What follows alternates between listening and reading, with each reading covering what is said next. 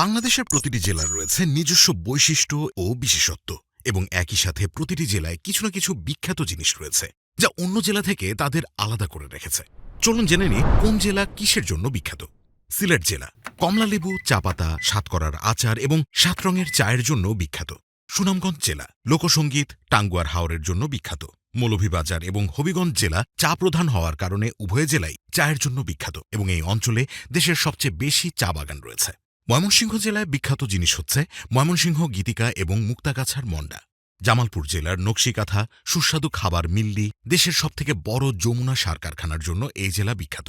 শেরপুর জেলার ছানার পায়েস, ছানার চপ ও তুলসীমালা চাল এবং নেত্রকোনা জেলার পাহাড়ি ঝর্ণা, চীনামাটির পাহাড় এবং বালিশ মিষ্টির জন্য এই জেলা বিখ্যাত। টাঙ্গাইল জেলা চমচম, শাড়ি এবং আনারসের জন্য বিখ্যাত। কিশোরগঞ্জ জেলা বালিশ মিষ্টি, নকশি পিঠা এবং ইটনা মিঠামইন অষ্টগ্রামের হাওরের জন্য বিখ্যাত। গাজীপুর জেলা বিশ্ব ইজতেমার আবাসস্থল, দেশের একমাত্র ভাওয়াল জাতীয় উদ্যান। নরসিংদী জেলা উয়ারি বটেশ্বর এবং দেশের বৃহত্তম বিদ্যুৎ কেন্দ্র ঘোড়াশালের জন্য বিখ্যাত। রাজধানী ঢাকা জেলা নানা কারণে বিখ্যাত, তার মধ্যে উল্লেখযোগ্য হচ্ছে দেশের জাতীয় দর্শনীয় স্থান, বৃহৎ অর্থনীতি, দেশের প্রথম মেট্রো রেল ইত্যাদি।